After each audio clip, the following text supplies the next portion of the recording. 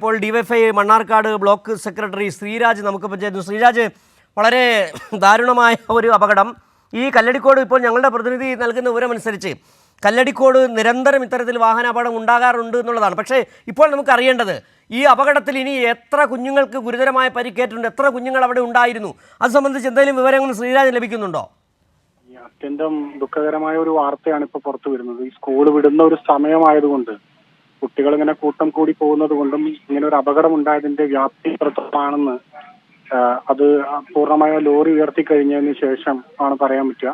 ഇപ്പോ വളരെ പാനിക് ആയിട്ടുള്ള ഒരു സിറ്റുവേഷൻ ആണ്. നമ്മൾ അവിടെയുള്ള ആളുകൾ വിളിക്കുമ്പോഴും അവിടെ നിൽക്കുന്ന ആളുകളെ പാനിക് ആയിട്ടുള്ള ഒരു അവസ്ഥയാണ് മൊത്തത്തിലുള്ളത്.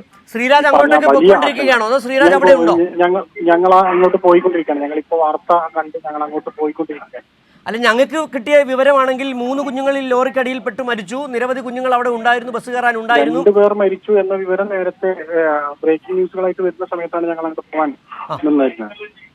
അല്ല, നമുക്കിനി അറിയേണ്ടത് ഒരുപക്ഷെ മലയാളികൾ കാത്തിരിക്കുന്നത് ഈ അപകട സമയത്ത് എത്ര കുഞ്ഞുങ്ങൾ അവിടെ ഉണ്ടായിരുന്നു എന്നുള്ളതാണ്. അവരെ കൃത്യമായ ചികിത്സയ്ക്ക് അവരുടെ പരിക്കിനെ കുറിച്ചൊക്കെ അറിയേണ്ടതുണ്ട് ശ്രീരാജ്. തീർച്ചയായിട്ടും നമ്മളിപ്പോ അവിടുത്തെ ആളുകളെ വിളിക്കുമ്പോൾ ഭയങ്കര ആശങ്കയിലാണ് എല്ലാവരും. ഈ പറഞ്ഞതുപോലെ സ്കൂൾ വിട്ട ഒരു സമയം അപകടത്തിൽ നേരിട്ട് അപകടം കണ്ട ആളുകൾക്ക് മാത്രമാണ് അതിനെ സംബന്ധിച്ച് അറിയുള്ളൂ. അവിടെ ഒരു സാഹചര്യം എന്ന് പറയുന്നത് വളരെ തിരക്കാണ്. അവിടെ നമ്മൾ വിളിക്കുമ്പോൾ പലരും കിട്ടാത്ത സാഹചര്യം ഉണ്ട്. ഈ തിരക്കിനിടയിലാണ് പലരും. അവിടെ ഈ നിരന്തരം ഇത്തരം അപകടങ്ങൾ ഉണ്ടാകുന്നു എന്ന് പറയുന്ന ഒരു വാർത്ത, അത് ശരിയാണോ? അത് അങ്ങനെ അപകടങ്ങൾ തുടർച്ചയായി നേരത്തെ അപകടങ്ങൾ ഉണ്ടായിരുന്നു. അശാസ്ത്രീയമായാണ് റോഡ് നിർമ്മാണം നടന്നിട്ടുള്ളത് എന്ന തരത്തിലുള്ള ആരോപണങ്ങൾ ഉണ്ടായിരുന്നു. അപ്പൊ അത് ശരിയാക്കുന്നതിന് വേണ്ടിയിട്ടുള്ള നിരവധി പ്രവർത്തനങ്ങൾ അവിടെ നടത്തിയിട്ടുണ്ടായിരുന്നു.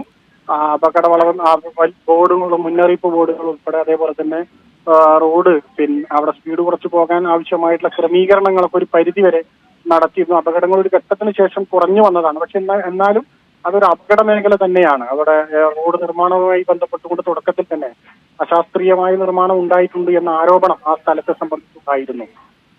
അപ്പോൾ ഏതായാലും 2 കാര്യങ്ങൾ നമുക്ക് മനസ്സിലാക്കാൻ കഴിയുന്നത്, അവിടെ ഈ വാഹനങ്ങൾ അമിത വേഗതയിൽ പണ്ടും വരാറുണ്ടായിരുന്നു. അത് ആ റോഡിന്റെ അശാസ്ത്രീയ നിർമ്മാണമാണ് പ്രശ്നമെന്ന് മനസ്സിലാക്കാനും കഴിയുന്നു.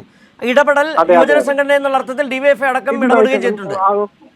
അതിൽ മുഴുവൻ ആളുകളും ആ വിഷയത്തിൽ ഇടപെട്ടിരുന്നു. കാരണം അവിടെ സ്ഥിരമായി അപകടം ഉണ്ടാക്കുന്നത് ആ നാട്ടിലുള്ള ആളുകൾക്ക് വല്ലാത്ത പ്രയാസം ഉണ്ടാക്കിയിരുന്നു. വലിയ ആളുകളുടെ ക്യാമ്പയിനുകളും അതുമായി ബന്ധപ്പെട്ടുള്ള ആളുകളുടെ ഇടപെടലുകൾ ഉണ്ടായതിന്റെ ഭാഗമായി ആ റോഡിൽ സ്പീഡ് കുറയ്ക്കുന്നതിന് ആവശ്യമായിട്ടുള്ള ചില ക്രമീകരണങ്ങൾ വരുത്തിയിട്ടുണ്ടായിരുന്നു. അതിനുശേഷം അപകടങ്ങളിൽ ഒരു ചെറിയ തോതിലെങ്കിലും കുറവുകൾ ഉണ്ടായിട്ടുമുണ്ട്. ശരി ശ്രീരാജ്, ഏതായാലും രക്ഷാപ്രവർത്തനത്തിന്റെ ഭാഗമാകാൻ പോകുകയാണ് താങ്കൾ എന്നാണ് മനസ്സിലാക്കാൻ കഴിയുന്നത്. ഇനിയും വിവരങ്ങൾക്കായി താങ്കളെ വിളിക്കാൻ ശ്രമിക്കുന്നതാണ്. ഏതായാലും ഇപ്പോൾ മണ്ണാർക്കാട് ബ്ലോക്ക് സെക്രട്ടറി ശ്രീരാജ് പറഞ്ഞതുപോലെ അവിടെ ഇനിയും അപകടത്തിന്റെ ഒരു തോത് എങ്ങനെയുണ്ടെന്ന് അറിയേണ്ടതുണ്ട്. ആർക്ക് എത്ര കുട്ടികൾക്കാണ് പരിക്ക് ഉള്ളതെന്ന് അറിയേണ്ടതുണ്ട്. ഡിവൈഎഫ്ഐയുടെ നേതാക്കളടക്കം അവിടേക്ക് സ്ഥലത്തേക്ക് എത്തിച്ചേർന്നുകൊണ്ടിരിക്കുന്നു എന്നാണ് നമുക്ക് മനസ്സിലാക്കാൻ കഴിയുന്നത്. നിരന്തരം അവിടെ അപകടം ഉണ്ടാകാറുള്ള ഒരു മേഖലയാണെന്നാണ് ശ്രീരാജിൻ്റെ ഒപ്പം തന്നെ ഞങ്ങളുടെ പ്രതിനിധി സച്ചിൻ വള്ളിക്കാടിൻ്റെ വാക്കിൽ നിന്നും മനസ്സിലാക്കാൻ കഴിയും.